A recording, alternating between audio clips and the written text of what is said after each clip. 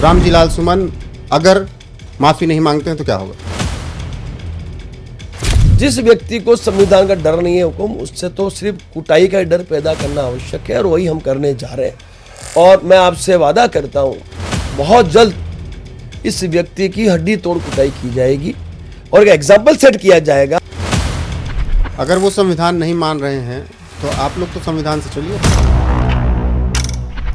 अब ये दिन देखने रह गए थे कि हमारे महापुरुषों पे ये अभद्र टिप्पणी करेंगे, हमारे सनातनियों पे अभद्र टिप्पणी करेंगे, वो भी उस भारतवर्ष में जो हम हिंदुस्तानियों का है। आप समझिए, हिंदुस्तान में हिंदुस्तानियों पे, सनातनियों पे अभद्र टिप्पणी वो लोग करेंगे जो बाबर की औलादे हैं। उन हिंदुओं के लिए करणी सेना क्या करेगी जो मुर्शिदाबाद में मारे जा रहे हैं? मैं आपसे वादा करता हूं, ज्यादा नहीं, ये सरकार हमें 36 घंटे दे दे, 36 घंटे में दे देना साहब। 36 घंटे में यदि ये जो कत्लेआम नहीं रोक दिया तो साहब हम करणी सेना नाम से नहीं पहचाने जाएंगे। समाजवादी पार्टी के समर्थक कह रहे हैं कि अगर हम भी मैदान में आ जाएंगे तो फिर दिक्कत हो जाएगी। मुझे दुख इस बात का है कि ये जो सनातनी है उन्होंने अपना धर्म बेच खाया है, उनका धर्म मर गया है, उनका जमीर मर गया है। बाकी उनको तुरंत अखिलेश की पार्टी से इस्तीफा देना चाहिए। तो अबू आजमी जैसे लोगों को क्या कहेंगे? साहब, अबू आजमी जैसे जो लोग हैं उन लोगों को एक ही जवाब देना है मुझे कि वो इस देश के वासी है नहीं। कब तक भागते रहेंगे सनातनी? कांधार से भागे, काबुल से भागे, अफगान से भागे, बांग्लादेश से भागे, जम्मू से भागे, कश्मीर से भागे, बंगाल से भागे और डेमोग्राफी इतनी चेंज है कि कई राज्यों से भाग रहे हैं। कब तक भागते रहेंगे? आप उस वक्त कश्मीर में रही जब कांग्रेस शासित राज थे और बीच में बीजेपी भी रही। आतंकवाद बहुत था। कंधार की घटना के बाद हम लोगों ने गिरफ्तारियां बंद करी थी। हम लाते थे, बिल्कुल लाते थे, इंट्रोगेशन करते थे और इंट्रोगेशन के माध्यम से इंफॉर्मेशन लेते थे और उसके बाद इनको एनकाउंटर करके का खात्मा करते थे।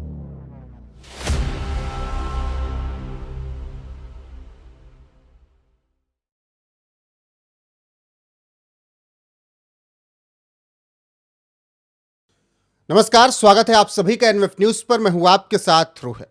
इस वक्त देश में तमाम ऐसे मुद्दे हैं जिस पर विवाद उत्पन्न हो रहा है।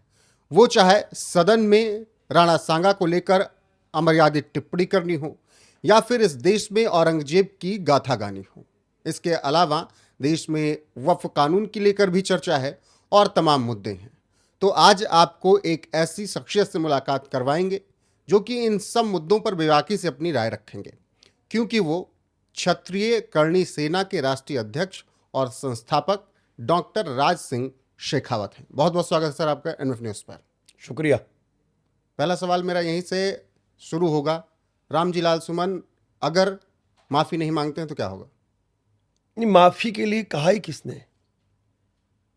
माफी की बात ही नहीं आती है। आप सब जानते हैं, पूरा भारतवर्ष जानता है कि अभद्र टिप्पणी हुई है और अभद्र टिप्पणी भी उस जगह से हुई है जिसे हम बहुत सम्मान करते हैं। देश की सर्वोच्च पंचायत है वो संसद भवन, जहां से सुमन लाल जो कि जनप्रतिनिधि का आम नागरिक नहीं है, वो जनप्रतिनिधि है, वो राज्यसभा सांसद है और संसद भवन से अभद्र टिप्पणी करता है हमारे महापुरुष को लेकर, हम सभी सनातनियों को लेकर।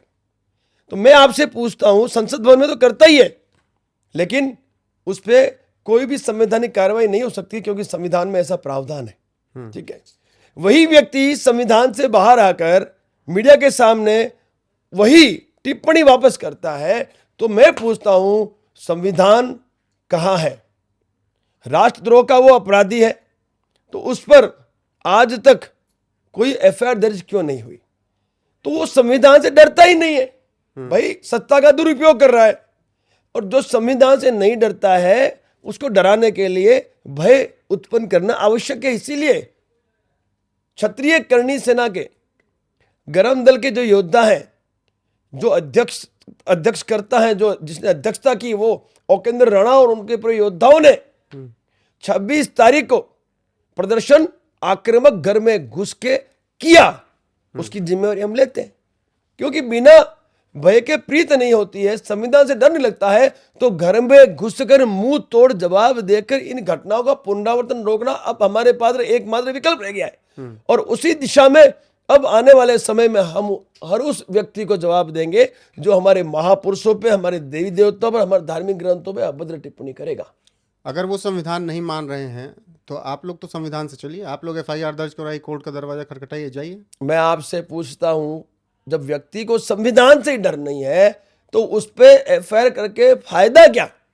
आप समझने की कोशिश करिए। यदि संसद भवन से वो ऐसे वक्तव्य बोल रहा है तो उसे पता नहीं है क्या?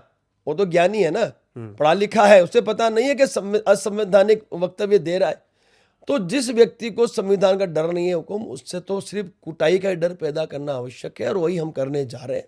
और मैं आपसे वादा करता हूं, बहुत जल्द इस व्यक्ति की हड्डी तोड़ कुटाई की जाएगी और एक एग्जाम्पल सेट किया जाएगा कि अब भविष्य में हम उन महापुरुषों पे का अपमान बर्दाश्त नहीं करें जिन महापुरुषों ने इस देश की जनता के लिए, देश की रक्षा के लिए बलिदान दिए, अपने परिवारों को बलिदान दिया, और तो और इन क्षत्रियों ने अखंड भारत के लिए अपने रजवाड़े समर्पित किए। अब ये दिन हमें देखने रह गए थे कि हमारे महापुरुषों पे ये अभद्र टिप्पणी करेंगे, हमारे सनातनियों पे अभद्र टिप्पणी करेंगे, वो भी उस भारतवर्ष में जो हम हिंदुस्तानियों का है। आप समझिए, हिंदुस्तान में हिंदुस्तानियों पे, सनातनियों पे अभद्र टिप्पणी वो लोग करेंगे जो बाबर की औलादे हैं। ये बाबर की औलादे बीज है, आप डीएनए करा लीजिए इसका, ये पक्का बाबर का ही बीज मिलेगा आपको। तो जो बाबर की औलादे हैं वो ऐसे स्टेटमेंट देंगे तो उन बाबर की औलादों को हम कुटाई करके जवाब देंगे। नहीं, कुटाई ही एक जरिया है, कोई और रास्ता नहीं है। मैं महापुरुष के अपमान का मैं डिफेंड नहीं कर रहा हूँ, उस अपमान से आहत मैं भी हूँ और किसी भी महापुरुष का अपमान नहीं होना चाहिए, लेकिन अगर हुआ तो क्या कोई और रास्ता नहीं, केवल मारपीट या झगड़ा ही रास्ता? मैं आपसे पूछता हूँ, आज तक हमने माफिया दी, आप समझना भूतकाल में ऐसी कई घटनाएं हो गई जहां पे हमारे महापुरुषों को लेके अभद्र टिप्पणियां हुई, हमने माफ कर दिया, कई बार माफ किया, और मुझे लगता है वो जो माफिया दी उसी का ये नतीजा हमें अभी भुगतना पड़ रहा है कि हर कोई आता है एरा गेरा नत्थु खेरा और हमारे महापुरुषों पे, देवी देवताओं पे, हमारे धार्मिक ग्रंथों पे अभद्र टिप्पणी करता है, उस पर निम्न स्तर की फिल्में बनाता है, ओटीटी पे अभद्रता परोसता है, विचारों की अभिव्यक्ति की आजादी के नाम पे। तो ये सब कुछ अब बंद कराने के लिए हमारे पास विकल्प बचा ही नहीं है। कब तक हम माफ करेंगे? कब तक माफी देंगे? अब सजा देंगे साहब, माफी का समय गया, अब सजा हम खुद देंगे। देखो, संविधान को जो करना है हमारे साथ वो करे, हमें कोई आपत्ति नहीं है। देखिए, मैं इतना जानता हूं, एक फौजी हूं, मैं इतना जानता हूं कि यदि आप देश की रक्षा के लिए शहीद होते हैं तो उससे बड़ी मौत हो ही नहीं सकती, और यदि धर्म की रक्षा के लिए यदि आपको शहीद होना पड़े तो उससे बड़ी भी कोई उपाधि आपके लिए हो ही नहीं सकती। तो हम तो उस लेवल तक जाने के लिए तैयार है, और इसलिए तैयार है क्योंकि अहिंसा परमो धर्म, धर्म हिंसा तदेव च। धर्म की रक्षा के लिए यदि हिंसा की जाए तो वो सर्वोपरि है, और हम उस छात्र धर्म को निभाने के लिए मैदान में उतरे। अच्छा, आप कह रहे हैं कि बार बार माफ़ी देने का नतीजा है कि आज ये स्थिति है। ऐसे में जब ये पूरा विवाद शुरू हुआ तो लोगों ने कहा कि ये नतीजा वो है जो लगातार क्षत्रिय मुलायम सिंह यादव को जिताते रहे, अखिलेश यादव को जिताते रहे, उसका नतीजा ये देखने को मिल रहा है।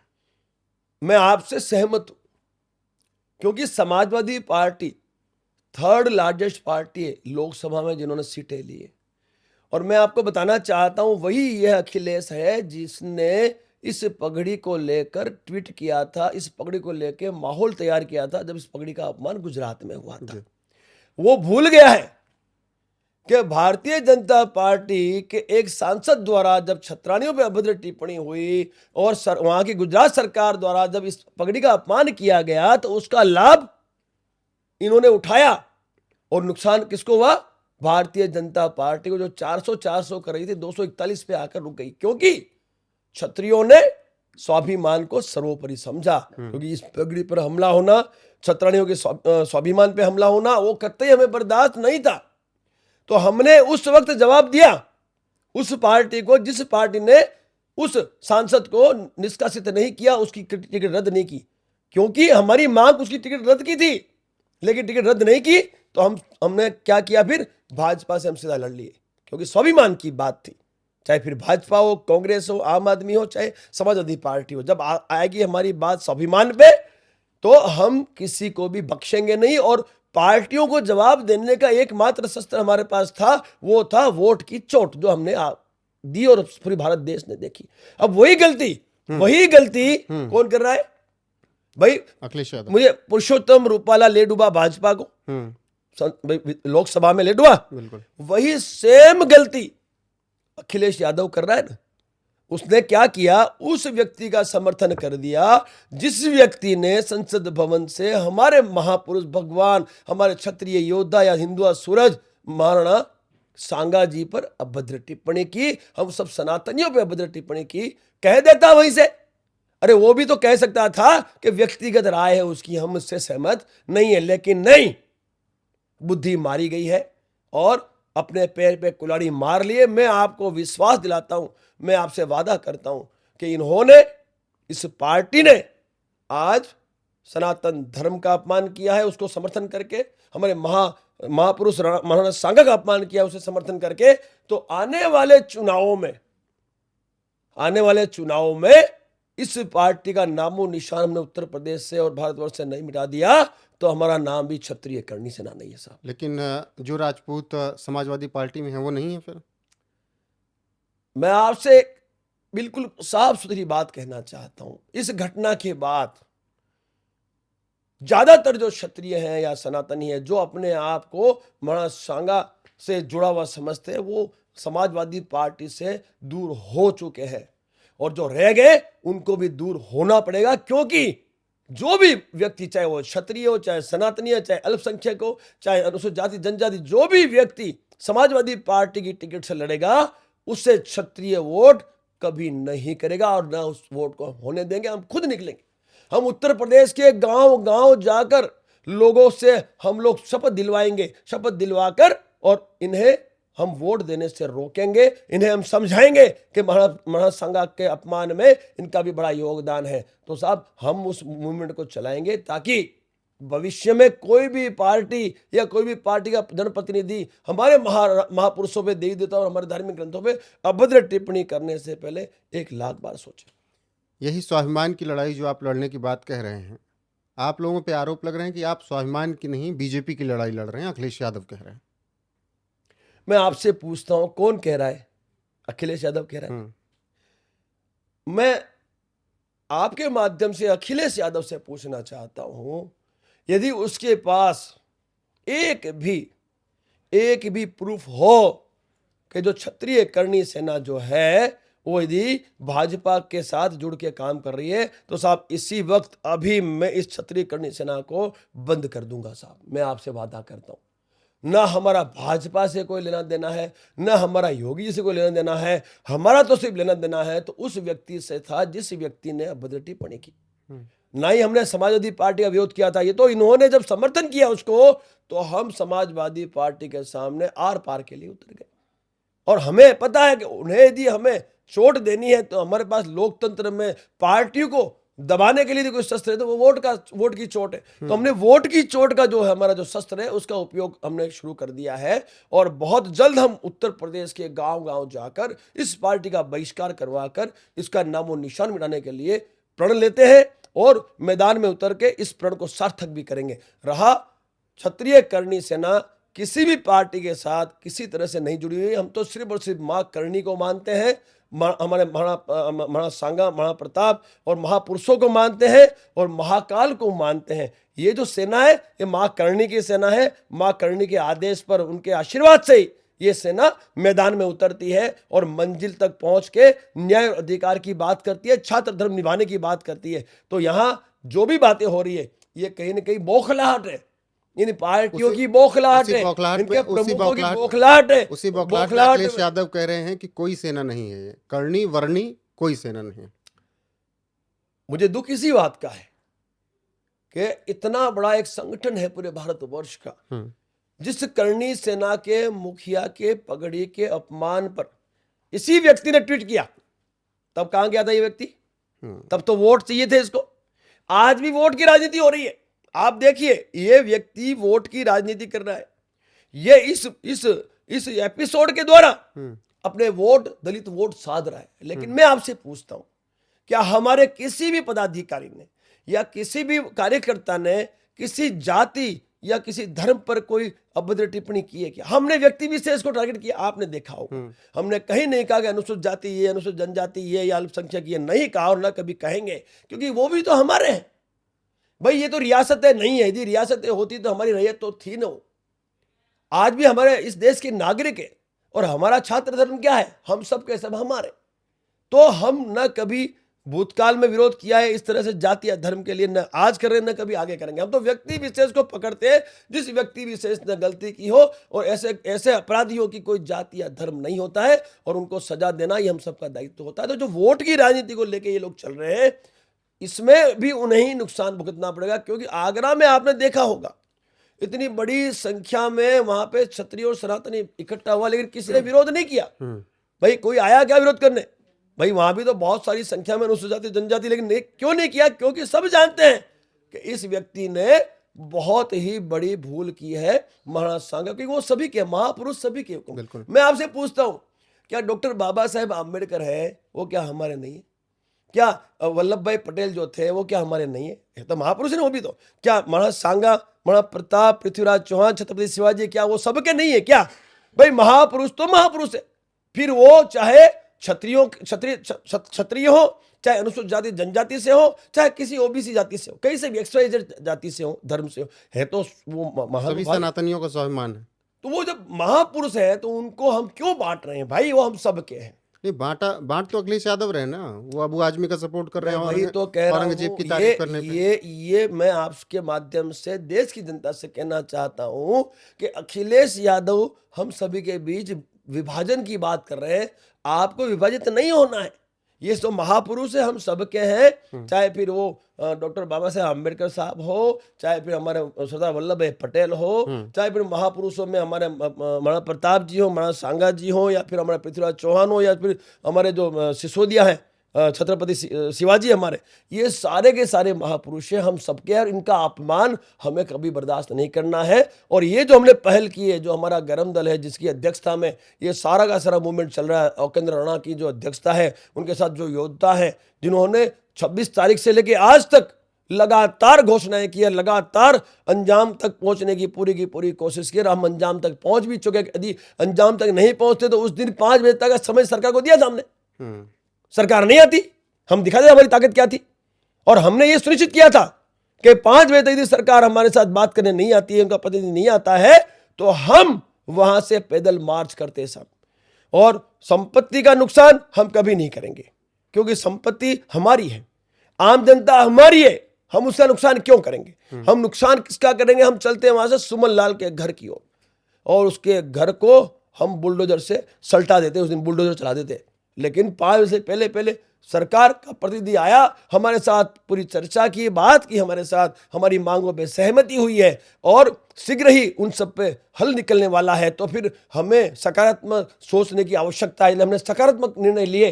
हाँ, हम ये कह रहे हैं भाई 1 महीने का समय है, अगली 12 तारीख तक का समय है सरकार के पास, उत्तर प्रदेश की सरकार के पास। जो हमने बात रखी है, जो हमने अपेक्षाएं रखी है, उस पर शीघ्र हमें सकारात्मक न्याय दे। अन्यथा 12 तारीख के बाद फिर घोषणा, हमारा जो औकेंद्र राणा है, जो जिसने पूरी मूवमेंट की अध्यक्षता की है, वो फिर 12 तारीख के बाद घोषणा करेगा। और अब जो पड़ाव होगा हमारा, अब जो हमारा जो मूवमेंट होगा, वो सीधा दिल्ली होगा, क्योंकि अब निर्णय केंद्र लेगा। भाई जब प्रदेश उसमें विफल हो गया तो फिर निर्णय कौन लेगा? दिल्ली लेगा। दिल्ली में कहां? संसद भवन। हम पहुंचेंगे संसद भवन, बड़ी संख्या में पहुंचेंगे, लेकिन उसकी घोषणा भी जो है वो भी हमारे जो जिसने पूरी अध्यक्षता ले रखी है औकेंद्र राणा जी, वही करेंगे। उनकी घोषणा पे ही पूरे भारतवर्ष का क्षत्रिय और सनातनी संसद भवन जिस तारीख को, समय को, स्थान दिया जाएगा, वहां पहुंचेंगे। और ये जो हमारा पड़ाव होगा, ये अंतिम पड़ाव होगा। और इस पड़ाव के माध्यम से हम उधर ही उसी वक्त न्याय और अधिकार लेके उस पड़ाव को हम अंत की ओर ले जाएंगे। योगी सरकार से क्या बातचीत हुई? नहीं, योगी सरकार के प्रतिनिधि से हमारी बात हुई। बात वही हुई। बिल्कुल, योगी सरकार के प्रतिनिधि उस दिन हमारे पास आए। हमने उनके पास 9 से 10 मांगे हमने रखी। उसमें जो मांगे थी वो मैं आपको भेज दूंगा। उसमें मुख्य मांग थी कि ये जो व्यक्ति है उसकी सदस्यता तुरंत रद्द की जाए। हमने अखिलेश जी को कहा है कि इसको निष्कासन करें, नहीं तो आपको बड़ा नुकसान हो जाएगा। साथ ही साथ हमने ये भी कहा है कि इस व्यक्ति ने जो स्टेटमेंट संसद भवन के बाहर दिया है उस बेस पर इस पर राष्ट्रद्रोह लगाया जाए और इसकी गिरफ्तारी है। और जिस तरह से चलन है उत्तर प्रदेश में बुलडोजर चलाया जाता है संपत्तियों पे, तो इसकी संपत्ति पर बुलडोजर चले। साथ ही साथ हमारे जो युवा योद्धाओं पे जो इन्होंने झूठी फरियादें की, एफआईआर की है, उसको तुरंत वापस ली जाए। और हमारे योद्धाओं पे जो पत्थरबाजी हुई, जो उनको जख्मी किया गया, उन सभी जो ये दोषी थे, उन सभी दोषियों पे, ठीक है, उन सभी दोषियों पे आप कानूनी कार्रवाई करें। साथ ही साथ हमने ये भी कहा है कि जिस व्यक्ति ने महाराज सांगा जी पर अपमानित टिप्पणी की है, उस व्यक्ति के घर के सामने आप महाराज सांगा जी की बड़ी प्रतिमा का स्थापन करें। तो ये कई सारी मांगे, उन मांगों को लेके हम मैदान में उतरे हैं। तो हमें इतना पूरा भरोसा है कि जल्द ही हमें सकारात्मक निर्णय यहां से मिलेगा। उन्होंने यही कहा कि जो राज्य सरकार के हाथ में है वो हम यहां से कर देंगे, और जो केंद्र सरकार के हाथ में है उसे हम स्ट्रांगली रिकमेंड करके केंद्र सरकार को भेज के आपकी इस मांगों पर हम सकारात्मक निर्णय के लिए कोशिश करेंगे। आप लोग मैदान में हैं, समाजवादी पार्टी के समर्थक कह रहे हैं कि अगर हम भी मैदान में आ जाएंगे तो फिर दिक्कत हो जाएगी। हमने रोका क्या किसी को? हमने रोका? हम आए थे ना 12 तारीख को, हम 12 तारीख को मैदान में तो थे, तब कहां गए थे समर्थक? देखिए, हमारी लड़ाई इनके समर्थकों से या अखिलेश से नहीं थी, हमारी लड़ाई थी सुमन लाल के साथ। क्या आवश्यकता थी सुमन लाल को इस वक्त साथ देने की? जबकि सब जानते हैं, क्या अखिलेश की पार्टी में सनातनी नहीं है क्या? ढेर सारे सनातनी है उसमें, तो उन सनातनियों को गाली नहीं दी क्या? मुझे दुख इस बात का है कि ये जो सनातनी है उन्होंने अपना धर्म बेच खाया है, उनका धर्म मर गया है, उनका जमीर मर गया है। बाकी उनको तुरंत अखिलेश की पार्टी से इस्तीफा देना चाहिए था। हमारे एक मित्र हैं जो अखिलेश की पार्टी में पदाधिकारी थे, उन्होंने इस घटना के बाद अखिलेश के वहां से त्याग पत्र दिया, बड़ा पदाधिकारी थे वो। तो ये जो है, ये जो आप जो बात कर रहे हो कि उनके ये कार्यकर्ता ऐसा कह रहे, तो हुकुम देखो, हम तो उतर चुके हैं मैदान में, हाँ, और इसको कूटेंगे, ये तो कन्फर्म है। सुरक्षा बढ़ाई है उसने, भाई इतना ही तेरे में दम था, तू 2-2 हाथ की बात करता है, कभी तू कुछ बोलता है। एक्चुअली ये क्या, ये मेंटल हो गया, ये पागल हो गया है। अब ये समझ में नहीं आ रहा कि मैं करूं क्या। उसे पता है कि कुटाई तो होनी है, हड्डी तोड़ कुटाई होनी है, तो डर के मारे ये कुछ ना कुछ स्टेटमेंट देता रहता है। और जहां तक मेरा मानना है, यदि इनके कार्यकर्ता चाहते हैं तो 12 तारीख को आ जाते, हम उनको जवाब देते, लेकिन वो भी जानते हैं कि हम सही हैं और ये व्यक्ति गलत है। अच्छा, ये कोई पहली बार नहीं है जब इस तरीके से टिप्पणियां की गई हों। इससे पहले कहा गया कि अगर क्षत्रिय इतने ही ताकतवर थे तो कैसे इतनी बार आक्रमण हो गया, मुगल कितनी बार कैसे आ गए। दूसरा ये भी आरोप ऐसे बहुत से लोग लगाते हैं, मैं रामजी लाल सुमन की नहीं बात कर रहा हूँ, इससे पहले बहुत से बयान आए होंगे, आप लोगों तक पहुँचे होंगे, कि क्षत्रियों ने तो अपनी बेटियां ब्याह दी। तब फिर आप लोगों की प्रतिक्रिया क्या होती है ऐसे लोगों के लिए? मैं आपसे पूछना चाहता हूं, पहली बात तो आपने मुझसे ये कही कि यदि क्षत्रिय इतने लड़ाके होते हैं, ये मेरा बयान नहीं, ये तमाम ऐसे नेता जो विरोध करते हैं वो बयान देते हैं। मैं बता रहा हूं। देखो, वैसे तो आज का हमारा जो विषय है वो विषय इस महाराज सांगा जी के अपमान को लेकर, लेकिन इस पर भी मैं आपको प्रतिक्रिया देना चाहता हूं कि हमें गर्व होना चाहिए हमारे उन महापुरुषों पे। उन महापुरुषों ने उस वक्त अपनी पूरी सूझबूझ के साथ, अपनी ताकत के साथ इन मुगलों के साथ लड़ाइयां लड़ी, और यदि वो लड़ते नहीं तो आज ये हिंदुस्तान ना होता, बिल्कुल, ये भी पाकिस्तान ही होता। समझ रहे हो आप? ये मुगलिस्तान होता, आप और हमारे सर पे यहाँ पे मुगलों की टोपियां लगी होती। ये मानते हो? बिल्कुल। तो साहब, ये जो स्टेटमेंट देते हैं, कहीं ना कहीं ये है ना मुगलों की औलादे हैं जो ऐसे स्टेटमेंट देते हैं। बाकी हमें उन लोगों का बलिदान नहीं भूलना चाहिए जिन लोगों ने अपने परिवारों का बलिदान देते हुए, अपनी जिंदगी को दांव पे लगाते हुए हमारे इस देश की रक्षा की, देश की नागरिकों की रक्षा की। और तो और छोड़िए साहब, अखंड भारत के रचयिता हम क्षत्रिय, रियासतें किसकी थी? हमारी थी। बिल्कुल। रजवाड़े किसके थे? हमारे थे। हमने अखंड भारत की रचना के लिए सब कुछ समर्पित कर दिया ना। आज कोई देता है क्या? एक पेन देता है किसी को? बिल्कुल। हमने रजवाड़े दे दिए साहब, जमीनें दे दी, हमने किले दे दिए, हमारे गढ़ दे दिए साहब। उससे आप हमसे चाहते क्या? और फिर हमारे वो मूर्ख महापुरुष जिन्होंने इस देश के लिए अपने प्राण त्याग दिए, आज ये चंद लोग जो इस सरकार में आज भागीदारी कर रहे हैं, यदि ये महापुरुष नहीं होते तो सरकार नहीं होती, आज ये भी मुगल पूत बन के घूम रहे होते।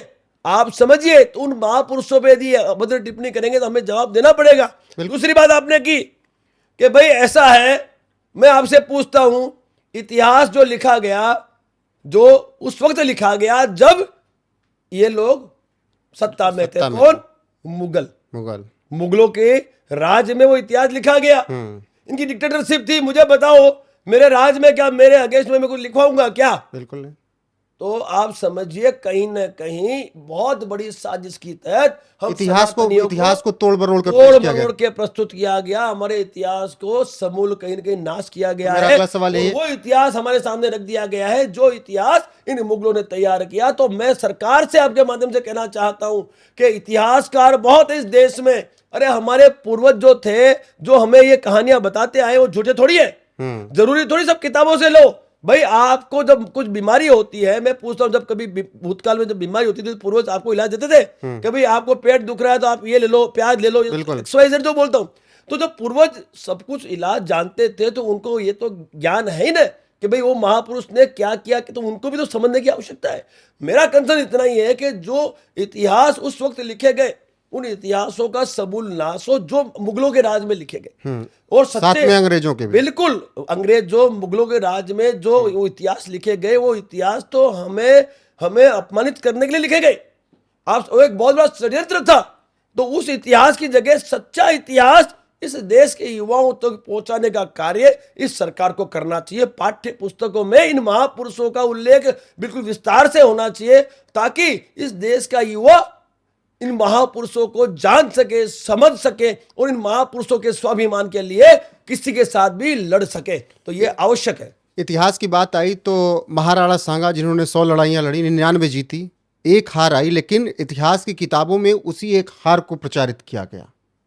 99 जीतों का शायद हमने कभी नहीं पढ़ा विस्तार से किताबों में, और ना ही आज की जनरेशन पढ़ रही। तो वही बात चल रही है जो आप कह रहे हैं। क्या इतिहास को फिर से एक बार रिस्ट्रक्चर करके लिखा जाए, अच्छे से लिखा जाए? मैं भी यही कहना चाहता हूँ। मुगलों के शासन में, अंग्रेजों के शासन में हमारा जो इतिहास है उसे तोड़ मरोड़ के प्रस्तुत किया गया, क्योंकि वो नहीं चाहते थे कि सनातनियों का महिमा मंडल हो। उन्होंने क्या किया, आक्रांत तो थे ही, तो उन्होंने इतिहास अपने हिसाब से लिख दिया। और दुख इस बात का है कि उसके बाद जो सरकारें आई, उन्होंने भी उसी इतिहास को पाठ्यक्रम में चलने दिया। उसे रोकना चाहिए था। जब अब हमारा हिंदुस्तान है, हमारा भारतवर्ष है, तो आज इस भारतवर्ष में हमारे महापुरुषों का सही इतिहास हमारे युवा क्यों ना पढ़े? मैं ये पूछना चाहता हूं आपसे। आज ये समय क्यों आया? ये समय क्यों आया? इसलिए आया क्योंकि ये जो सरकारें आई, इन सरकारों ने हमारे उन महायोद्धाओं पर ध्यान ही नहीं दिया। ये सिर्फ अपनी राजनीति चमकाते रहे। आज उसका नतीजा हम भुगत रहे हैं। आज सोचिए, आप समझिए कि एक जनप्रतिनिधि किस तरह की अभद्र टिप्पणी संसद भवन से करता है, तो ये कतई बर्दाश्त नहीं किया जाएगा। देखो साहब, मैं बताऊं, संविधान का सम्मान हम सब करते हैं, बहुत सम्मान करते हैं, लेकिन कहते हैं ना कि अहिंसा परमो धर्म, धर्म हिंसा तदेव च। आपने भी पढ़ा होगा, बिल्कुल, और मैंने भी पढ़ा है, ठीक है। तो जब धर्म हिंसा तदेव च क्यों कहा गया कि भाई अहिंसा परमो धर्म है, हमें संविधान के हिसाब से चलना है, ये हमारा दायित्व तो बनता है। लेकिन जब धर्म की रक्षा की बात आए तो आपको हथियार भी उठाना पड़ेगा, हथियार हाथ में लेना पड़ेगा। धर्म हिंसा तदेव च, तो उस वक्त धर्म की रक्षा के लिए यदि आपने हिंसा भी कर दी तो वो सर्वोपरि है। तो हम उसी गीता के उस अध्याय पे हमारी गतिविधि चला रहे, जिस अध्याय पे ये गतिविधि चलनी चाहिए। और मैं आपसे वादा करता हूं, वो दिन दूर नहीं है जिस दिन सुरक्षा में सेंध लगी, उस दिन इसकी हड्डी तोड़ कुटाई भी हो जाएगी। और हम चाहते हैं कि ये एक एग्जाम्पल सेट हो आने वाले समय के लिए कि ऐसी घटनाओं का पुनरावर्तन रोका जा सके। भूतकाल में बहुत सारी माफियां दी है साहब, अब माफी के लिए कोई गुंजाइश नहीं है। अब तो जो भी गलत स्टेटमेंट देगा हमारे महापुरुषों के लिए, देवी देवताओं के लिए, धार्मिक ग्रंथों के लिए, फिर चाहे वो फिल्म इंडस्ट्रीज हो, चाहे व्यक्ति विशेष हो, अब विचारों की अभिव्यक्ति की आजादी के नाम पे हम हमारे महापुरुषों का, हमारे देवी देवताओं का, हमारे धार्मिक ग्रंथों का अपमान बर्दाश्त नहीं करेंगे। ये सीधी धमकी है, इसके बाद कार्रवाई भी हो सकती है। सब धमकी नहीं देते, हम तो करने की बात करते हैं। देखिए मेरी बात सुनिए, वो व्यक्ति यदि इतना ही हिम्मत वाला होता ना साहब, ये जो दो दो हाथ कर लो, ये कर लो, कुछ भी बोल रहा है, यानी कहीं ना कहीं उसकी बौखलाहट और उसका डर बोल रहा है। ठीक है। और यदि इतनी उसमें हिम्मत थी तो 12 तारीख को उसने इतनी सारी सुरक्षा क्यों बढ़ाई? वो कह रहा था ना, वो कहता था कि यदि प्रशासन नहीं संभाल पाता करणी सेना को तो हमें छोड़ दे, हम संभाल लेंगे। अरे भाई तू संभाल ही लेता तो उस दिन तूने इतनी सुरक्षा क्यों रखी? आ जाता उस दिन, दो दो हाथ कर लेते। लेकिन क्या है साहब, ये लातों के भूत है, बातों से नहीं मानेंगे, इनको मना देंगे, बहुत जल्दी मनाएंगे, वो समाचार आप तक जल्दी पहुंचेगा। और हमारे योद्धा बिल्कुल रेकी कर रहे हैं, उस व्यक्ति की रेकी हमारे योद्धा कर रहे हैं। और समाजवादी पार्टी का नामो निशान बनाने के लिए भी हमारी रणनीति चालू है। मैंने कहा आपको किसी को नहीं बख्शा जाएगा और जवाब बहुत जल्दी इनको सबको दिया जाए। ठीक है, लेकिन अब थोड़ा अगर बात करें और मुद्दों की, जैसे इसी देश में राणा सांगा के अपमान पे हमने बात की, लेकिन औरंगजेब की तारीफ हो जाती है। औरंगजेब को कहा जाता है बहुत अच्छा व्यक्ति था, बहुत अच्छा राजा था, वो इस देश को जोड़ने आया था, हिंदुओं की मंदिरें बनवाता था। अबू आजमी बयान देते हैं, वो वैसी की पार्टी के लोग बयान देते हैं। मतलब इस देश में औरंगजेब का सम्मान और राणा सांगा महाराणा सांगा या फिर वीर शिवाजी संभाजी महाराज का अपमान। मैं आपको एक बात बहुत है ना स्पष्टता से कहना चाहता हूं कि ये जो भी इस देश के लोग औरंगजेब, बाबर, हुमायूं की महिमा मंडल कर रहे हैं ना साहब, वो सारे जो है उनका बीज है ना, उनका बीज चेक कराने की आवश्यकता है कि वो, क्योंकि वो इस हिंदुस्तान की औलादे है ही नहीं साहब, सनातन की औलादे है ही नहीं, वो है इनकी नाजायज औलादे जो इस तरह का स्टेटमेंट यहां दे रहे हैं। मैं सीधी बात कहता हूं कि भाई औरंगजेब की हमें कहां अभी आवश्यकता है, यहाँ पे बाबर की भी हमें आवश्यकता नहीं है, हुमायूं की भी हमें आवश्यकता नहीं है, क्योंकि ये देश हमारा है, हम भारतवासियों का, हम हिंदुस्तानियों का ये देश है। धर्म के आधार पर इस देश के बंटवारे हुए हम स्वीकारते हैं। अच्छा दुर्भाग्य देखो, इस्लाम के लिए तो उनको मिल गया उनका देश पाकिस्तान, हमारे हिंदुस्तानियों का देश का। कितनी बड़ी दुख की बात है कि आज भी हम उन मुगलों के नाम पे यहां पर राजनीति कर रहे हैं। इससे बड़ा दुर्भाग्य नहीं हो सकता। उन मुगलों का नाम ही क्यों लें, क्या आवश्यकता है? हर गली नुक्कड़ चौराहा सड़क उनके नाम पे, तो कैसे नहीं लेंगे? मैं वही तो कह रहा हूं कि आज इतना समय हो गया आजादी के बाद भी इन नुक्कड़ चौराहों के नाम को अभी तक क्यों नहीं बदला गया? मैं आपको विश्वास दिलाता हूं, जिस दिन मेरे जैसा कोई व्यक्ति सत्ता में आसीन हो जाएगा, उस जगह जहां से ये बदलने की ताकत रखता हूं साहब, तुरंत ये सब बदल दिए जाएंगे, नहीं चलेगा। हम क्यों इन लोगों के नाम से हमारे इस भारतवर्ष के जो स्थान है उनके नाम रखे, क्यों रखे? उनमें परिवर्तन की आवश्यकता है और ये बहुत बड़ा मुद्दा है। इस मुद्दे को लेके भी हम बहुत जल्द मैदान में उतरेंगे और जितने भी नाम इन मुगलों के नाम से जो स्थान है उनको हम बदलवाने में पूरा का पूरा योगदान आप लोगों का भी चाहेंगे और हमारा भी रहेगा। तो अबू आजमी जैसे लोगों को क्या कहेंगे साहब? अबू आजमी जैसे जो लोग हैं उन लोगों को एक ही जवाब देना है मुझे कि वो इस देश के वासी है नहीं, वो देशद्रोही हैं। और ऐसे स्टेटमेंट देने वालों के लिए यदि संविधान कुछ करना चाहता है तो संविधान अवश्य करे, लेकिन हम इतना विश्वास दिलाते हैं कि आज नहीं तो कल अबू आजमी भी बचेगा तो नहीं, उसके साथ भी वही हश्र होगा जो इस रामजी लाल के साथ हो रहा है। क्षत्रिय करणी सेना केवल क्षत्रियों की लड़ाई लड़ती है हर सनातनी के लिए?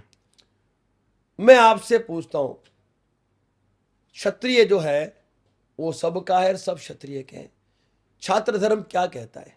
छात्र धर्म यह कहता है कि आप देश की जनता के न्याय और अधिकार की लड़ाई लड़े, क्योंकि हम क्षत्रिय हैं, हमारा काम है रक्षा करना। तो ये जो क्षत्रियों का संगठन है, संगठन अवश्य क्षत्रियों का है।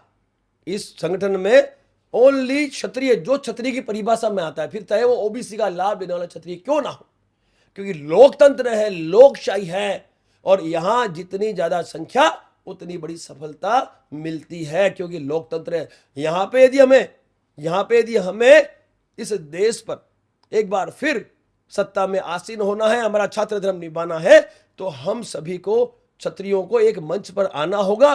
वो एकमात्र उद्देश्य जो हमारा है, उद्देश्य आपने देखा कि हमने स्वाभिमान की लड़ाई तो लड़नी है, लेकिन जो सबसे मुख्य हमारा उद्देश्य है वो ये है कि जहां जहां भरपूर संख्या है हमारे क्षत्रियों की, वहां वहां उन्हें सत्ता में ज्यादा से ज्यादा भागीदारी हम सुनिश्चित करा सके। फिर वो पार्टियों के थ्रू हो, या फिर वो निर्दलीय हो, या फिर कोई एक ऐसा प्लेटफॉर्म तैयार करे जिस प्लेटफॉर्म के माध्यम से वो क्षत्रिय सत्ता में आए और वो अपना छात्र धर्म निभाए।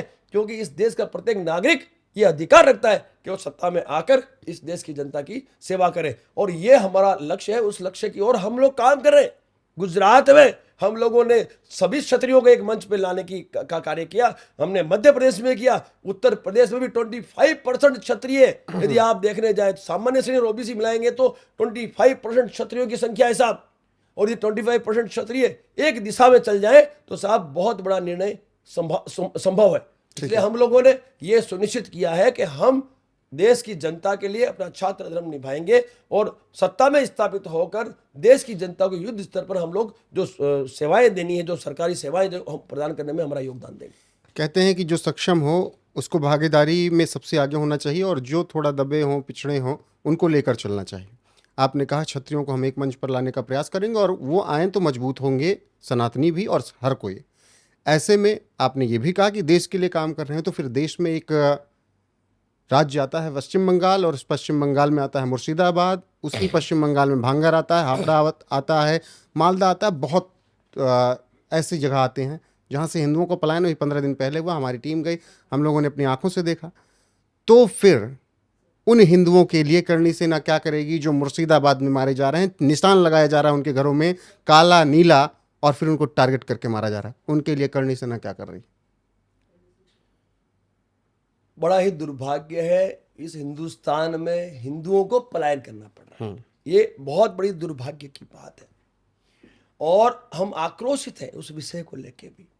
यदि वक्फ बोर्ड में यदि कोई उसमें जो कोई दिक्कत परेशानी अगर आपको वक्फ बोर्ड में यदि कोई उसके कानून में कोई बदलाव किया गया है, जो भी बदलाव हुआ है सरकार द्वारा किया गया है, वो डिसाइड करके किया गया है, तो उसका विरोध जो कर रहे हैं, वो विरोध करने का ये तरीका तो नहीं कि आप जान से मार दो हिंदुओं को। तो ये जो अल्पसंख्यकों के साथ वह अत्याचार हुआ है वो कतई बर्दाश्त नहीं किया जाएगा, और बहुत जल्द एक मीटिंग हमारी कोर कमेटी बुलाएगी, और हमें लगेगा कि भी सरकार वहां पर अपना जो दायित्व निर्वहन में कहीं कमजोर पड़ रही है, तो साहब करनी सेना बिल्कुल उस विस्तार में अपनी मूवमेंट करेगी और इन सनातनियों की रक्षा में अपना योगदान देगी। मैं पूछना चाहता हूं सरकार से, आज ये सरकार का दायित्व बनता है, चाहे केंद्र सरकार हो चाहे राज्य सरकार हो, वहां की जनता की सुरक्षा। अब वक्फ बोर्ड में संशोधन हुआ तो उसमें वहां के लोकल का दोष है क्या? भाई संशोधन वक्फ बोर्ड में हुआ, वो जरूरी था, सरकार ने बिल्कुल नियमानुसार उसमें संशोधन कर दिया।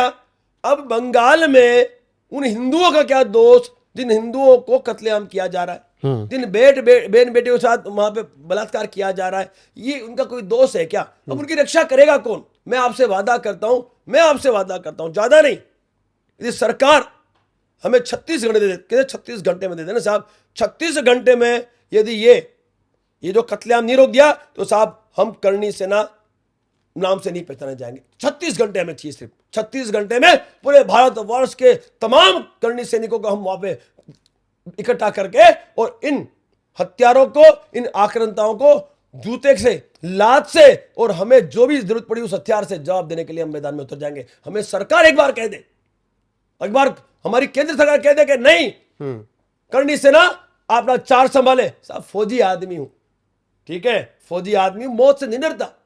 8 साल कश्मीर में आतंकी ढेर किए मैंने, ठीक है, और साहब यदि मौत धर्म की रक्षा के लिए आए या फिर देश की रक्षा के लिए आए तो सब उससे बड़ी मौत हो ही नहीं सकती। अमर तो है नहीं हम लोग, बिल्कुल। तो साहब अब हिंदुओं का कत्लेआम बर्दाश्त इस भारतवर्ष में तो हम नहीं करेंगे। हमने जब बांग्लादेश में बर्दाश्त नहीं किया उस वक्त भी हमने कहा कि यदि सरकार चाहे तो हम तैयार हैं दो हाथ करने के लिए बांग्लादेश के आक्रांताओं से, लेकिन कोई मूवमेंट नजर नहीं आया। जो भी है बांग्लादेश की घटना जो है, इन्होंने ऊपर लेवल से जो भी किया, सरकार ने अपनी कूटनीति के आधार से बहुत कुछ किया, उनका आभार व्यक्त करते। लेकिन मैं उनसे पूछना चाहता हूं, केंद्र सरकार से पूछना चाहता हूं क्या बांग्लादेश में हम हमारे लोग भेज कर हमारे हिंदुओं की रक्षा नहीं कर सकते? क्यों नहीं कर सकते भाई? विस्तार नीति में ध्यान दो ना, क्या आवश्यकता है? घुसो ना, क्यों नहीं घुस सकते आप? जब वहां पे आपके अल्पसंख्यक हिंदुओं की हत्या हो रही है तो आपके पास वो अधिकार है, उस अधिकारों का आप उपयोग करके क्या आपत्ति करके घुस जाओ, उनकी रक्षा करो और इन आक्रांताओं को भगाओ यहां से। और सेम बंगाल की घटना है साहब, बंगाल में भी हमारे हिंदुओं को कत्लेआम हो रहा है, तो सरकार के पास साधन संसाधन है, सेना है उनके पास, अर्धसैनिक बल है, उनको भेजो और इन आक्रांताओं को गोली मारो। सालों को सीधी गोली की बात कर रहा हूं मैं। इन आक्रांताओं को मारने से नहीं होगा, इनको कानून का डर नहीं चाहिए। जो हत्याएं कर रहे हैं उनको कानून से डराओगे? सीधा गोली मारो, लातों के भूत बातों से नहीं मानेंगे। इनका एक ही इलाज है, ठोक दो। तो वही तो सवाल है, कब तक भागते रहेंगे सनातनी? कांधार से भागे, काबुल से भागे, अफगान से भागे, बांग्लादेश से भागे, जम्मू से भागे, कश्मीर से भागे, बंगाल से भागे, और डेमोग्राफी इतनी चेंज है कि कई राज्यों से भाग रहे हैं। कब तक भागते रहेंगे? बड़ा दुखद सवाल है आपका ये, और ये सच्चाई है, मैं भी स्वीकार रहा हूं। हम पूरे भारतवर्ष के लोग ये स्वीकार रहे हैं कि लगातार पलायन हमारे हिंदू कर रहे हैं, और जहां जहां इन आक्रांताओं का पास, जहां जहां इनके पास शक्ति बढ़ी, इनके पास हथियार आए, इन्होंने हमारे हिंदुओं का कत्लेआम किया। और दुख इस बात का है कि इस हिंदुस्तान में, इस भारतवर्ष में हम हिंदू सुरक्षित नहीं है, हमें पलायन करना पड़ रहा है। लेकिन मैं आपसे पूछना चाहता हूं साहब, इसे लोकतंत्र के राजा महाराजा तो यही है ना? लोकतंत्र के राजा महाराजा कौन है भाई? सीधी बात है, लोकतंत्र की रियासतें क्या है? ग्राम पंचायत, तहसील पंचायत, जिला पंचायत, विधानसभा, लोकसभा, राज्यसभा। इस लोकतंत्र की रियासतें रजवाड़े हैं, मैं बताता हूं आपको। और यहां जो स्थापित होता है वो राजा है, कोई गांव का है, कोई तहसील का है, कोई जिले का है, कोई विधानसभा, कोई लोकसभा, कोई राज्यसभा का, और जो सबसे ऊपर है महाराजा। तो हम जब रियासतें थी तो हम महाराजा के पास जाते थे हमारी बात लेके, वो हमारी रक्षा करते थे। तो ये महाराजा कर क्या रहे हैं? इन महाराजाओं का दायित्व बनता है कि नहीं बनता? मैं आपसे पूछना चाहता हूं। आज भी जम्मू एंड कश्मीर के विस्थापित है, क्यों भाई? क्यों विस्थापित है भाई? सरकारें बन गई, सब बन गई, क्यों विस्थापित है? वो हिंदू आज भी कश्मीर से बाहर, आज भी वो बहन बेटियां, वो युवा आज 25-25, 30 सालों से अपने घर को नहीं जा पाए। सब इससे बड़ा दुर्भाग्य नहीं? कितनी गंदी राजनीति, इतना गंदा राजकारण चल रहा है साहब। ये बहुत बड़ा प्रश्न है। फिर वो चाहे जे&के हो, चाहे बंगाल हो, चाहे कोई भी प्रदेश हो, हिंदुओं के साथ यदि अन्याय हुआ तो करनी सेना मुंह तोड़ जवाब देगी। हम सिर्फ इंतजार इतना कर रहे हैं कि सरकार एक बार सरेंडर कर दे सरेंडर। तो सरकार सरेंडर कर दे कि हमारे बस की बात नहीं है, करनी सेना संभाले। मैं आपसे वादा करता हूं साहब, 36 घंटे, सिर्फ 36 घंटे के अंदर अंदर मैं पूरी करनी सेना, पूरे भारतवर्ष की करनी सेना डाल दूंगा बंगाल में। तो सरकार अच्छा काम नहीं कर रही? मैंने आपसे क्या कहा? ये कहा बंगाल की घटना में यदि सरकार कह दे हमें कि हमारे काबू में ये नहीं है, हम नहीं संभाल सकते, क्योंकि सरकार की जिम्मेदारी पहले बनती है। यदि वो नहीं संभालते तो फिर हम घुसेंगे ना। तो वो एक बार खुद कह दे कि हमारे से ये नहीं संभल रहा है, करनी सेना संभाले। साहब मैं वादा करता हूं, करोड़ों की संख्या में करनी सैनिक में बांग्लादेश में डाल दूंगा, बंगाल में डाल दूंगा। कहां? बंगाल में करोड़ों की संख्या में करनी सैनिक पहुंच जाए, गरम दल पहुंच जाएगा। और साहब ये लातों के भूत है, बातों से नहीं मानते, इनको लातों से ही मनवाएंगे। और वो जो समय होगा, वो समय ऐतिहासिक होगा। मुझे पूरा विश्वास है कि सरकार के पास साधन संसाधन है, वो हिंदुओं की रक्षा करेगी। लेकिन जहां आवश्यकता हो हम उनके साथ खड़े। अब वक्फ संशोधन कानून सुप्रीम कोर्ट में है, और सुप्रीम कोर्ट में कॉन्फ्लिक्ट जिस तरीके से सरकार और कोर्ट के बीच चल रहा है, अब क्या टिप्पणी उस पर आप? ऐसा है, भूतकाल में भी कई संशोधन हुए, भूतकाल में भी संविधान में भी कई संशोधन हुए, और अब वक्फ बोर्ड में भी संशोधन हुआ है। तो जब भूतकाल में उन संशोधनों को आपने स्वीकार किया, तभी सुप्रीम कोर्ट थी ना। और ये जो संशोधन हुआ है, ये संशोधन के गलत तो है नहीं। आप देखिए इसमें जो मुख्य 4 संशोधन है, वो संशोधन बिल्कुल जायज है। और उन संशोधन को स्वीकारने में मेरे हिसाब से आपत्ति नहीं होनी चाहिए। मुझे पूरा विश्वास है, आज नहीं तो कल सुप्रीम कोर्ट भी इसको समझेगा। और पूरा विश्वास है कि ये जो संशोधन है, ये संशोधन के आधार पर भविष्य में जो भी रणनीति तैयार होगी। तो मैं ये स्वीकारता हूं। ठीक है, आपत्ति कपिल सिब्बल को है, सीयू सिंह को है, आपत्ति है अभिषेक मनु सिंघवी को है, इन सबको आपत्ति है। ये कह रहे हैं कि मुसलमानों के साथ अत्याचार कर रहे हैं आप लोग। मैं पूछ रहा हूं अत्याचार है कहां? आप वक्फ बोर्ड को पढ़ना, उस वक्फ बोर्ड में इतने इतने गंदे नियम हैं, उन नियमों के तहत ये पूरा भारतवर्ष की जो जगह है वो हड़प सकते हैं, इतने गंदे नियम। उन नियमों में यदि संशोधन होता है तो फिर किसी को तकलीफ नहीं होनी चाहिए। हमने कहा भाई यदि ऐसा ही करना है तो फिर मुझे एक चीज बताओ साहब, अखंड भारत के रचयिता हम, रियासतें हमारी, हद हो गई लोकतंत्र में। हमने तो सब कुछ समर्पित कर दिया देश की जनता की सेवा के लिए, और अब ये वक्फ बोर्ड वाले उन संपत्ति में कब्जा कर लेंगे तो फिर हम भाई हमारा रियासत बोर्ड बना दो। भाई यदि ऐसा ही है तो मैं कहता हूं केंद्र सरकार से कि जो हमारे पूर्वजों ने आपको जमीनें दी हमें वापस दो, हमें वापस दो, हमें आप रियासत बोर्ड बना दो। अभी आप एक काम करो, वक्फ बोर्ड है वैसे हमारा रियासत बोर्ड बना दो, उस बोर्ड में हमारे पूर्वजों की जगह आप दे दो, और वो जो जगह है वो जगहें हम हमारे हिसाब से, हमारे जो इस देश के नागरिक है, जो हमारे सनातनी है, जो वो इन संपत्तियों से दूर हैं, उन्हें हम दे देंगे। लेकिन ये जो वक्फ बोर्ड के माध्यम से जो ये इन संपत्तियों में जो कब्जा करे वो बर्दाश्त हम नहीं करेंगे। जहां तक बात है सीलिंग एक्ट के तहत आपने हमारी जो ये संपत्तियां थी वो सीज कर ली, और आज वही संपत्तियां वक्फ बोर्ड के नाम पे ये कब्जा कर रहे हैं, कैसे बर्दाश्त करेंगे? मैं सरकार के इस निर्णय से सहमत हूं, वक्फ बोर्ड की नकेल खींचने की आवश्यकता थी, संशोधन करके वो सही काम किया। लेकिन यदि भविष्य में यदि संशोधन पे बात नहीं आती है तो साहब ये भी सच्चाई है कि वक्फ बोर्ड को हम इस तरह से इस देश की, हमारे पूर्वजों की संपत्तियों को कब्जा नहीं करने देंगे। फिर आप कहोगे कि कर्नल सेना संविधान को नहीं मानती है। भाई जब बात आए महापुरुषों की संपत्तियों की, जब बात आए हमारे धर्म की रक्षा की, तो फिर हम क्या करेंगे?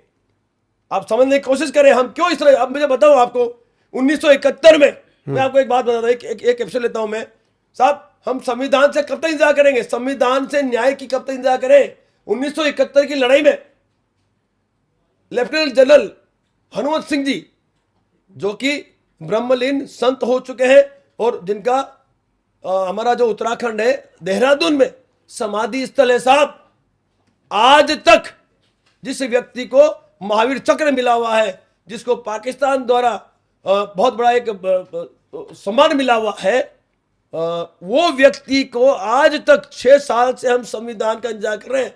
तारीख पे तारीख पड़ रही है, लेकिन उस लेफ्टिनेंट जनरल के समाधि स्थल का आज भी जो विवाद है वो नहीं सुलझा है।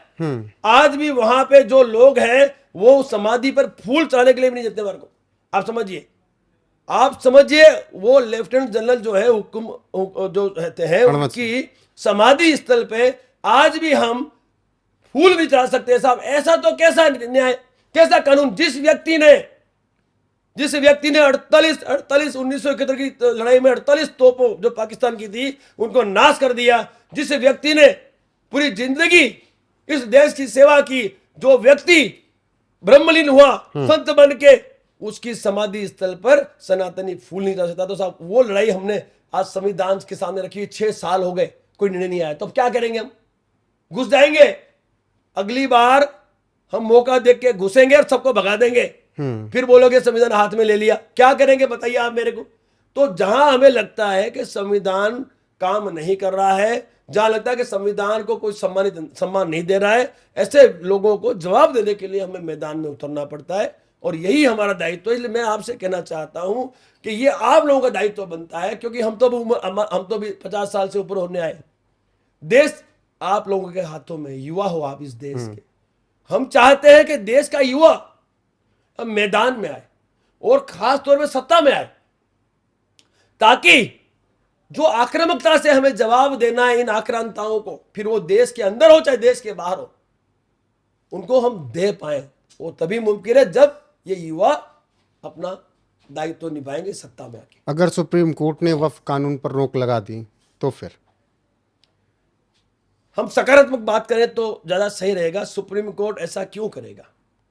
ठीक है, उन्होंने कई पॉइंट्स पे उन्होंने ऑब्जेक्शन लगाया है, और ये बिल वापस जाएगा या गया होगा, जो भी एक्सपायर, मुझे इतना मैंने अगली सुनवाई 5 तारीख को है जी। अगली सुनवाई 5 मई को है। मैं वही कह रहा हूं, तो सरकार जो है जिन्होंने इस बिल को पास करवाया है राष्ट्रपति महोदय से, तो वो बिल अपने आप में एक तरह से कानून बन चुका है। तो सुप्रीम कोर्ट को यदि कोई बाधा है, उनको कुछ आपत्ति है, तो उसका जवाब सरकार दे देगी। लेकिन मुझे पूरा विश्वास है कि ये जो संशोधन हुआ है वो संशोधन इस देश के जनता के हित में है। और सुप्रीम कोर्ट का हमें यही है कि सुप्रीम कोर्ट, जहां तक मैं मानता हूं, सुप्रीम कोर्ट जो है वो देश की सर्वोच्च अदालत है, और वो सर्वोच्च अदालत इस देश की जनता के फेवर में बहुत अच्छा निर्णय लेगी, और खास तौर पे हम सनातनियों के फेवर में निर्णय लेगी, ताकि जो लैंड ग्रेबिंग हो रही है सालों से वक्फ बोर्ड के नाम से, वो लैंड ग्रेबिंग रोकी जा सके। अन्यथा फिर मैं कहता हूं ना, हम क्षत्रिय भी मैदान में उतरेंगे और रियासत बोर्ड की मांग करेंगे, और हम क्या करेंगे, जो सीलिंग एक्ट में हमारी संपत्ति गई हम वापस लेंगे भी। ठीक है, आखिरी सवाल, आप अपने आर्मी लाइफ के बारे में बता के समाप्त करते हैं। सच्चा सैनिक रहा हूं मैं, मेरे देश की कौन सेवा से साल की है से मैंने। कौन से साल से कौन सा? मैंने 1994 से लेके 2003 तक तो लगातार 8 साल में कश्मीर में एंटी मिलिटेंसी ऑपरेशंस में लगा रहा। 2 साल हार्ड पोस्टिंग होती है, लेकिन 8-8 साल तक यदि राज शेखावत वहाँ डटा रहा तो कुछ न कुछ तो राज शेखावत ने किया ही होगा। बाकी 2 साल होती है, क्योंकि आतंकवादी एरिया था, लेकिन हमने हमारा दायित्व निभाया। मुझे कोई उसके लिए कोई गम नहीं है, मुझे खुशी है कि मुझे उस लायक समझा गया कि लगातार 8 साल में कश्मीर में अपना दायित्व निभाता रहा, और मैंने हजारों हम लोगों ने आतंकवादियों को ढेर किया, और आज हमारा कश्मीर सुरक्षित है। मैं इतना ही कहना चाहूंगा, हमारा देश सर्वोपरि है, राष्ट्र सर्वोपरि है, और देश की जनता उनका न्याय अधिकारी हम सबका दायित्व बनता है। महाराणा प्रताप, उनका त्याग बलिदान हम नहीं भूल सकते। भगत सिंह का जो बलिदान है, जो शहादत है, हम नहीं भूल सकते। हम कैसे उन लोगों को भूल जाएं जिन लोगों ने इस देश की जनता के लिए अपने आप को और अपने परिवारों का बलिदान कर दिया। मैं युवाओं से इतना ही कहना चाहूंगा कि यदि आप हो तो देश है, इसलिए आप लोगों से निवेदन है, आप व्यसन से दूर रहें, आप अच्छी शिक्षा लें, और राजनीति के साथ साथ प्रत्येक क्षेत्र में आप अपनी उपस्थिति अवश्य दर्ज कराएं, ताकि इस देश का भविष्य बहुत ही सुदृढ़ रहे और सुरक्षित रहे। जहां तक मेरा दायित्व है, मैं आपसे वादा करता हूं और युवाओं से यह कहना चाहता हूं कि सबसे बड़ा परमात्मा है, उसकी मर्जी से पूरा देश चलता है, पूरा विश्व चलता है। तो आपको यह नहीं सोचना है कि अगले पल क्या होगा, आप तो अपने कर्म करते चले जाओ। मैं आपसे पूछता हूं कि ये जो राज शेखावत है, आज जो कुछ भी है वो इस देश की जनता की वजह से है, श्रेय उनको जाता है। आज मेरा अस्तित्व है, उसका श्रेय इस देश की जनता को जाता है, और इस देश का जो युवा है वो राज शेखावत जो है उस व्यक्ति की जो विचार है, उस विचार को स्वीकारता है। तो मैं युवाओं से कहना चाहता हूं कि अब ये आपका दायित्व बनता है कि अब इस देश का भविष्य आप सुरक्षित और सफल बनाएं। बहुत छोटे में समझना चाहूँगा, आप उस वक्त कश्मीर में रही जब कांग्रेस शासित राज थे और बीच में बीजेपी भी रही, लेकिन 14 से पहले और उसके बाद कुछ बदलाव आपको दिखता है सेना में और कश्मीर में भी? ऐसा है, जब हम लोग कश्मीर में थे तब राष्ट्रपति शासन हुआ करता था, तब भी हमारे पास ही सत्ता हुआ करती थी, और हम जो चाहते थे वहां करते ही थे। हाँ, आतंकवाद बहुत था वहां पे, और जहां तक मेरा मानना है वहां पे बंधन भी बहुत थे हमारे लिए भी, क्योंकि जो भी निर्णय थे वो केंद्र से आया करते थे। लेकिन कश्मीर एक ऐसा विषय था, कश्मीर एक ऐसा प्रदेश था जहां हम लोगों को जो सही लगा हमने वही किया। जब भाई कंधार की जो घटना हुई, कंधार में जो हाईजैक हुआ हमारा प्लेन, जी बिल्कुल, ठीक है, उससे पहले हमारी गिरफ्तारियां हम करते थे आतंकवादियों की, और हम कानूनी कार्रवाई में सौंप देते थे। लेकिन कंधार की घटना के बाद हम लोगों ने गिरफ्तारियां बंद कर दी थी। हम लाते थे, बिल्कुल लाते थे, इंट्रोगेशन करते थे, और इंट्रोगेशन के माध्यम से इंफॉर्मेशन लेते थे, और उसके बाद इनको एनकाउंटर करके इनका खात्मा करते थे, क्योंकि हमारे पास कोई विकल्प था ही नहीं। ये लोग वापस रिएक्टिव होते थे, और रिएक्टिव होकर फिर से हमारे जवानों को मारते थे। बिल्कुल, तो उनको रिएक्टिव होने से रोकने के लिए हमारे पास कोई विकल्प था ही नहीं। अब आतंकवादियों को संविधान का डर तो लगता है, तो उनको हम क्यों संविधान के भरोसे छोड़े? हमने तो सीधा एनकाउंटर करना ही एक विकल्प समझा, और हमने उस एनकाउंटर को अंजाम दिया। ठीक है, ठीक है साहब, ये हमारा कार्यशैली है। और मैं आपसे वही कहना चाहता हूँ कि आज जो आपने इस पॉडकास्ट के माध्यम से मेरे विचार लोगों तक पहुंचाए, अभी अभी एक विचार और चाहिए आपके टैटूज में। ऐसा है और ये टैटूज बहुत, है। जब से देख रहा हूँ बहुत, मतलब भगत सिंह जी, फिर इधर महाराणा प्रताप जी, और फिर मेरा भारत महान, सत्यमेव जयते, ये कैसे? मैं आपसे पूछना चाहता हूँ, आपको क्या लग रहा है इन टैटूओं से? आपको कैसी फीलिंग्स आ रही है? अच्छी, अच्छा है। मतलब पॉजिटिव फीलिंग। आप युवा है ना, बिल्कुल। यूथ है, यूथ है ना आप। राष्ट्रहित की बात करने वाला ये व्यक्ति आज अपने रोम रोम में इन लोगों को बसा चुका है। ये महाराणा प्रताप जी हैं, मेरे भगवान है, इनको पूजता हूँ। ये शहीद भगत सिंह जी है जिन्होंने शहीदों में सबसे अव्वल अपने स्थान को स्थापित किया है। ये त्याग और बलिदान की मूर्त है साहब। तो मैं ये चाहता हूं कि इस देश का युवा एटलीस्ट मुझे देख के ये तो समझे कि ये जो यहाँ पे चित्रित है, ये इस देश के, इस राष्ट्र के भगवान से कम नहीं है। और राष्ट्र हित और राष्ट्र प्रेम का जो एक जज्बा मुझे जगाना है देश के युवाओं में, उस जज्बे को जगाने के लिए मैंने ये टैटू बनाना स्वीकार किया। उसमें भारत का हमारा तिरंगा भी है, यहाँ हमारा सत्यमेव जयते सत्यमेव स्तंभ जयते भी हमारा है। स्तंभ है, अशोक स्तंभ है। और साथ में भगत सिंह जी है जो शहीदों में सर्वोपरि हैं, और त्याग और बलिदान में जो सर्वोपरि है वो महाराणा प्रताप जी हैं। तो ये सभी जो है, जो महापुरुष और इस राष्ट्र के जो गौरव है, वो आज मेरे साथ चल रहे हैं। तो मेरा यही मैसेज है हमारे देश के युवाओं को कि आपको इन महापुरुषों को पढ़ना होगा। सिर्फ ये दो ही महापुरुष नहीं है, यहाँ इस देश में हजारों महापुरुष हो गए, वीरों की भूमि है ये। वीरों की भूमि है। उन सभी को आप पढ़ें, और ये पढ़ें कि उन लोगों ने इस देश की जनता के लिए क्या क्या किया और क्या पाया और क्या खोया। ये आवश्यकता है इस समय की, क्योंकि ये जो माहौल तैयार हुआ है, इस माहौल को यदि रोकना है तो इसके लिए हमारे देश के युवाओं को ये ज्ञान होना चाहिए कि ये लोग जो बोल रहे हैं वो गलत बोल रहे हैं। और जो राज शेखावत जो विकल्प की बात कर रहा है, वो विकल्प एकमात्र बचा है हमारे पास है, वो है कुटाई करो और भय का माहौल पैदा करके इन लोगों को। बाकी जनता के लिए भय नहीं, जनता को हमारे से कोई भय नहीं है साहब। मैं आपसे पूछता हूं, आज आपका मुखिया कोई मार जाए तो आप क्या करोगे? भाई मेरा मुखिया था अमर शहीद सुखदेव सिंह गोगा था साहब, घर में घुसकर लॉरेंस की गैंग, लॉरेंस के लोगों ने उनकी हत्या कर दी। अब जब हम लोग उसका विरोध करते हैं तो हमें जान से मारने की धमकियां आती है। लॉरेंस क्यों मारा? अरे मैं वो क्यों, तो वो लॉरेंस को ही पूछो, आप मेरे से तो पूछो मत। हमने तो हमारा मुखिया खोया है, हमें तो इतना पता है कि हमारा मुखिया उन्होंने मारा है। अब मुखिया हमारा तो मुखिया लेंगे, उसमें कोई प्रश्न वाली बात ही नहीं है। भाई हमारा संगठन है, हमारे संगठन का मुखिया मारा है, तो उनकी जो गैंग है उसका मुखिया कौन है? लॉरेंस। तो हम उसको छोड़ेंगे थोड़ी भाई। हमने सरकार से यह कहा कि हमें न्याय दे, शीघ्र हमें न्याय दे। आज तक न्याय नहीं मिला, आप समझिए, न्याय नहीं मिला। और वो जो व्यक्ति है, उस व्यक्ति के द्वारा इस हत्या की जिम्मेवारी ली गई है। उनके लोगों के द्वारा खंडनी यानी रंगदारी वसूली जाती है, उनके लोगों के द्वारा हत्याएं की जा रही है, उनके लोगों के द्वारा क्या करा जा रहा है साहब? इसके साथ साथ ड्रग्स का व्यापार किया जा रहा है साहब। तो मैं सरकार से एक प्रश्न करता हूं कि हमें इन लोगों की आवश्यकता क्या है? यदि आपको कुछ ऐसे कार्य करवाने हैं जो अंडर कवर करना चाहते हो, तो इस देश के फौजी, जो रिटायर्ड फौजी हैं, उनकी सेवा लो ना। कौन मना करता है साहब? हम फौजी लो, मैं तैयार हूं। बोलो कहां जाना है, किस देश में जाना है, बोलो किसका हमें खात्मा करना है, हम तैयार हैं।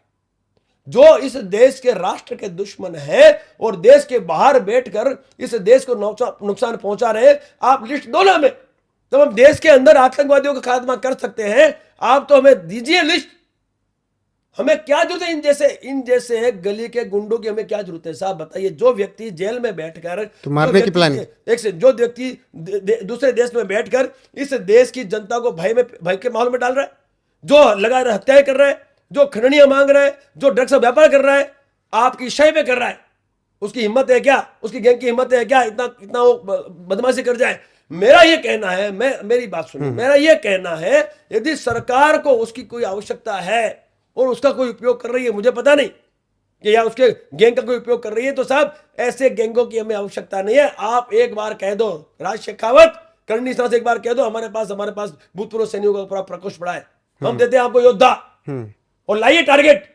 इनके बाप है, ये तो बच्चे हैं, ये क्या हम तो शूट करेंगे, सिर में शूट करेंगे। जो भी देश का गद्दार है, विदेश में जाके देश को नुकसान पहुंचा रहा है साहब, हम जाएंगे, हमारे भूतपूर्व सैनिक जाएंगे, ट्रेंड है, समझदार है और देशभक्त है, राष्ट्र हित में काम करने वाले लोग हैं, हम तैयार है, हमें उपयोग में लेना है। इसकी उपयोगिता क्यों कर रहे हैं? तो मुझे विश्वस्त सूत्रों से जो मुझे ज्ञात हुआ, मैं बता रहा हूं, वही मैं सवाल कर रहा हूँ। यहाँ दो सवाल आपने और पैदा कर दिए। पहली बात तो क्या लॉरेंस बिश्नोई गैंग का प्रयोग किया जा रहा है जो बाहर विदेश में भारत के अज्ञात लोगों को मारा जा रहा है? मैं आपसे पूछना चाहता हूं, वो लॉरेंस गैंग मेरी बात सुनिए, मैं वही तो मैं बताना चाहता हूं।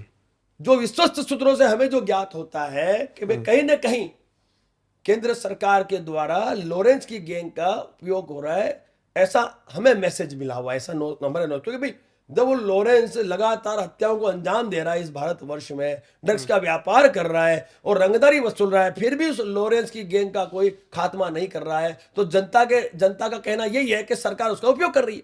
तो मैं सरकार से तो वही कहना चाहता हूं कि भाई उसका उपयोग तुम क्यों कर रहे हो? वो तो तुम्हारा संरक्षण लेके यहाँ पे अराजकता फैला रहा है। आपको यदि हमारी सेवाई चाहिए तो सब देश का भूतपूर्व सैनिक मर थोड़ी गया है। जो सैनिक आपने तैयार किया है, जो हर वेपन को ऑपरेट करने के लिए सक्षम है, उन सैनिकों को लिस्ट मैं देता हूं आपको, और उसमें सबसे पहला सैनिक होगा वो राज शेखावत है। मैं जाने के लिए तैयार हूं। बोलो किस देश में जाना है? किस देश में हमारे देश का दुश्मन छुपा हुआ है? मैं तैयार हूं, बताइए किस देश में जाना है। और उसकी सर पे गोली नहीं मारूं तो मेरा नाम राज शेखावत नहीं। ऐसे कई राज शेखावत इस भारतवर्ष में है साहब। एक बार आवाज तो लगाओ सरकार, हम ठोक के आएंगे साले को बाहर जाके। इन गली के गुंडों की साथ नहीं कि हमारे को ठोकने के लिए। तो कहीं ना कहीं ये जो जनता के अंदर जो एक बात फैली हुई है, उसका जवाब इस सरकार को देना चाहिए। और यदि उनको आवश्यकता है, उनको यदि आवश्यकता है देश के बाहर देश के गद्दारों को एनकाउंटर करने की, तो इस देश का जो भूतपूर्व सैनिक है वो तैयार है। आप जब कहोगे हम जाने के लिए तैयार है वहां पर। बिल्कुल, उम्मीद करेंगे इसी सवाल के साथ खत्म हो। लॉरेंस बिश्नोई की मारने की प्लानिंग है? मैं आपको देखिए, मैं आपको अभी आपने कहा कि मुखिया के बदले मुखिया कहा लॉरेंस बिश्नोई का खात्मा करेंगे, उसकी गैंग का खात्मा करेंगे। हमारा मुखिया मारा है तो आप भी मुखिया लेंगे? बिल्कुल मुखिया मारेंगे। मुखिया आज नहीं तो कल मारेंगे। लॉरेंस को ठोका जाएगा। जेल में है तो एनकाउंटर की हमने बात की है, कैदी मारे तो भी हमने सहायता राशि की बात की है, और हमने उन सभी के लिए सहायता राशि की बात की है जो आज यहां नहीं है, जो आज विदेशों में जाके आज भी अराजकता फैला रहे। हमने कहा है, और सरकार और प्रशासन इस पे संज्ञान ले और शीघ्र अतिशीघ्र हमें न्याय दे, क्योंकि वो हमारा समाज का मुखिया था। आज बिश्नोई समाज उनके देवतुल्य हिरण की हत्या को नहीं भूल पाया। सलमान को माफ किया क्या उसने? नहीं किया ना। तो साहब फिर हमारा तो इंसान गया है, हमारा व्यक्ति गया, हमारा मुखिया गया है, घर में घुस के मारा है, और इतिहास गवाह है हमने हमारे दुश्मनों को कभी माफ नहीं किया है साहब। इतिहास गवाह है, आज नहीं तो कल दुश्मनों का खात्मा होगा। जो दुख इस बात का है, मैं एक चीज और कहना चाहता हूं इस माध्यम से। उस दिन जब सुखदेव सिंह की हत्या हुई, उस दिन जिस तरह से क्षत्रिय करणी सेना राज शेखावत ने विरोध किया और केंद्र को कहा कि इसका और इसके गैंग का खात्मा हो, बस उसी तर्ज पर आज भी यदि इस देश के समस्त क्षत्रिय संगठन के मुखिया आकर एक स्टेटमेंट दे दे कि इस लॉरेंस और उसकी गैंग का खात्मा यदि नहीं होता है तो हम केंद्र सरकार का बहिष्कार करेंगे, साहब 2 मिनट में खात्मा हो जाएगा। तो मैं आपके माध्यम से समस्त क्षत्रिय संगठन के मुखियाओं से कहना चाहता हूं कि अब समय आ गया है, हमारे जो अमर शहीद सुखदेव सिंह गोगामिणी जी है उनकी मौत का बदला लेना, और वो बदला लेने के लिए हमें मैदान में आना होगा। और केंद्र सरकार जो कि सक्षम है और इस गैंग का खात्मा करने के लिए बिल्कुल संरक्षित है, वो उस पर दबाव बनाना होगा, तब जाके हमें न्याय अधिकार मिलेगा। बहुत बहुत शुक्रिया आपका हमारे साथ जुड़ने के लिए, चर्चा करने के लिए और हर मुद्दे पर अपनी बात रखने के लिए। बहुत बहुत शुक्रिया, धन्यवाद, नमस्ते, जय हिंद। तो ये पूरी बातचीत रही, लॉट्स ऑफ कंट्रोवर्शियल टॉक। बाकी आप लोग क्या सोचते हैं, बने रहिएगा हमारे साथ, कमेंट बताइएगा, और किसी और दिन किसी और सक्सेस से यहीं पर मुलाकात करवाऊंगा। नमस्कार।